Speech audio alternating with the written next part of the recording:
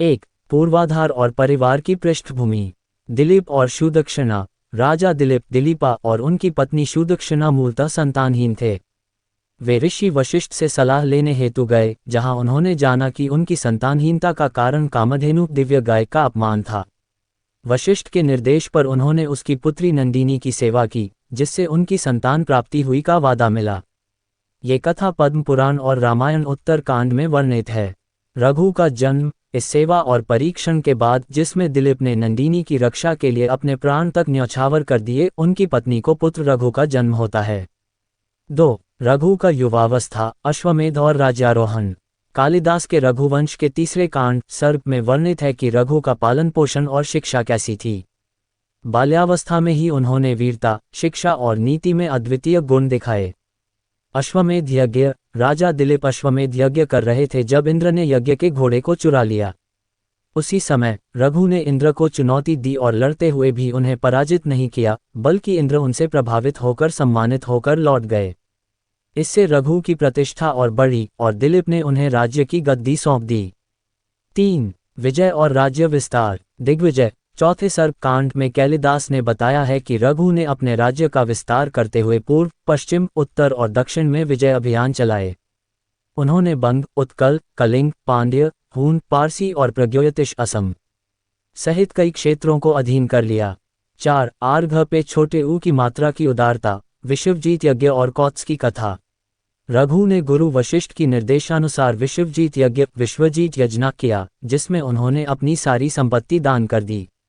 इसके बाद ऋषि वर्तंतु के शिष्य कौत्स काउत्सा उनसे गुरु दक्षिणा के रूप में 14 कोटि कुटिक सोने की मांग करने पहुंचते हैं। रघु के पास कुछ नहीं बचा था, लेकिन उन्होंने प्रदेश की संपत्ति फिर से प्राप्त करने के इरादे से कुबेर को लूटने की ठानी। जब कुबेर को इसकी जानकारी मिली तो उन्होंने स्वेच्छा से सोने की वर्षा कर दी, जिससे रघु ने झटपट कौत्स को दान किया।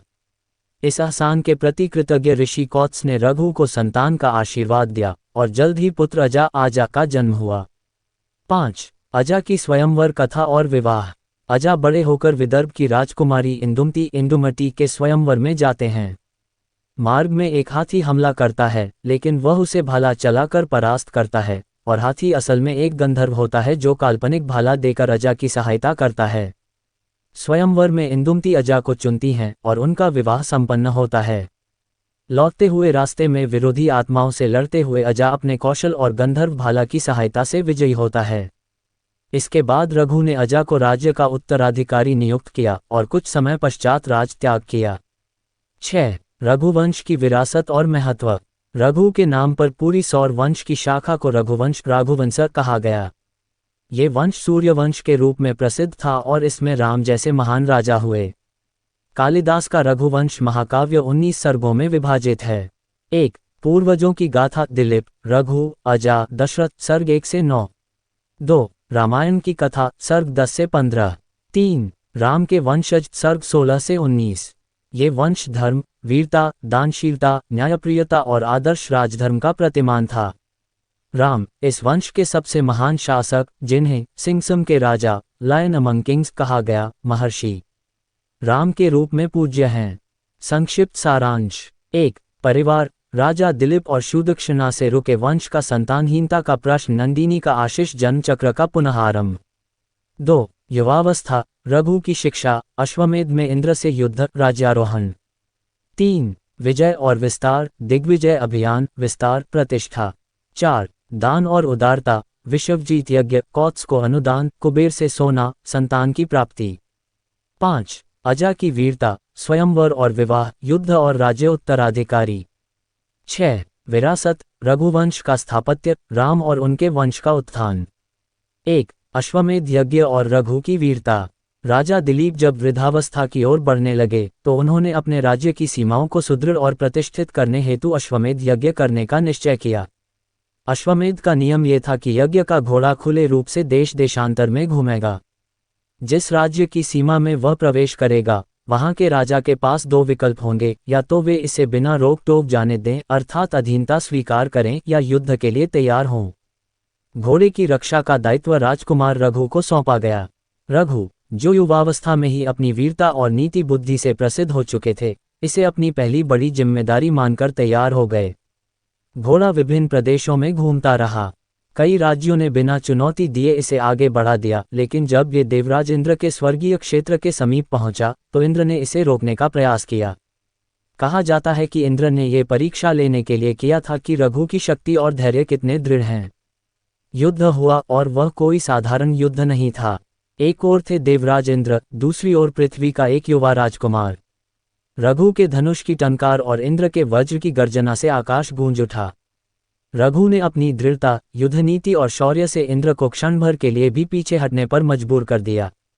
इंद्र ने महसूस किया कि यह कोई साधारण योद्धा नहीं है, ये तो धरती का ऐसा रत्न है जिसके तेज से देवताओं तक को गर्व हो सकता है। युद्ध समाप्त हुआ, इंद्र ने घोड़े को सम्मानपूर्वक छोड़ दिया और रघु को आशीर्वाद दिया। अश्वमेध यज्ञ सफलता से संपन्न हुआ और दिलीप ने गद्दी रघु को सौंप दी। 2. विश्वजित यज्ञ और कौत्स की कथा। राज्यारोहण के बाद रघु केवल युद्ध में ही नहीं बल्कि दान और उदारता में भी अपना नाम अमर करना चाहते थे। उन्होंने ऋषि वशिष्ठ के निर्देश पर विश्वजित यज्ञ करने का संकल्प लिया। विश्वजित यज्ञ का नियम था, यज्ञ के अंत में राजा अपनी सारी संपत्ति, भूमि, आभूषण, सोना चांदी और यहाँ तक कि राज्य का खजाना तक दान कर देता है। रघु ने यही किया। यज्ञ के दिन उन्होंने अपनी हर एक वस्तु दान कर दी, इतना कि राजमहल तक खाली हो गया और वे स्वयं साधारण वस्त्र पहनकर बैठे रहे। इसी समय ऋषि कौत्स अपने गुरु वर्तंतु की गुरु दक्षिणा देने के लिए 14 कोटि कुटी स्वर्ण मुद्राओं की आवश्यकता लेकर रघु के पास पहुंचे। रघु ने कहा, मैंने अभी अभी अपना सब कुछ दान कर दिया है, लेकिन मैं तुम्हारी आवश्यकता पूरी करने के लिए किसी भी सीमा तक जाऊंगा।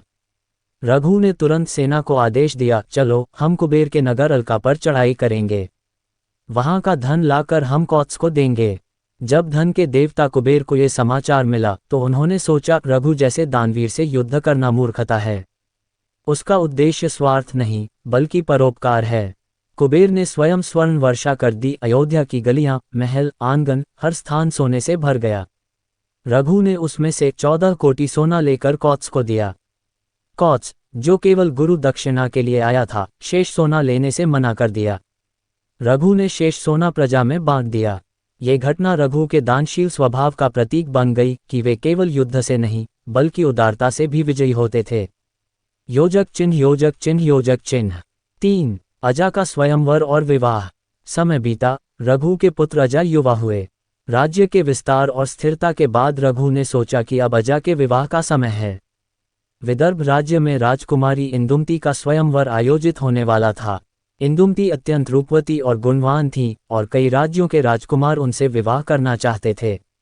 अजा भी आमंत्रित हुए। स्वयंवर की ओर जाते समय अजा के रास्ते में एक विशाल और क्रोधित हाथी आ गया। हाथी इतना प्रचंड था कि पूरा काफिला भयभीत हो गया, लेकिन अजा ने बिना भय के अपना भाला उठाया और एक ही वार में हाथी को रोक दिया। आश्चर्यजनक रूप से वह हाथी एक गंधर्व निकला, जिसे शाप के कारण हाथी का रूप मिला था। अजा के वीरतापूर्ण आचरण से प्रसन्न होकर उसने उन्हें एक दिव्य भाला भेंट किया जो युद्ध में अजेय था। स्वयंवर में इंदुमती ने सब राजकुमारों को देखा और अंत में अजा के गले में जयमाला डाल दी। अजा और इंदुमती का विवाह हुआ, लेकिन लौटते समय इंदुमती के सौंदर्य और उनके चयन से ईर्ष्या करने वाले कुछ राजाओं ने युद्ध का प्रयास किया। अजा ने दिव्य भाले और अपनी वीरता से सबको परास्त कर दिया। रघु इस समाचार से अत्यंत प्रसन्न हुए। उन्होंने अजा को उत्तराधिकारी घोषित किया और स्वयं वानप्रस्थ की ओर प्रस्थान कर दिया।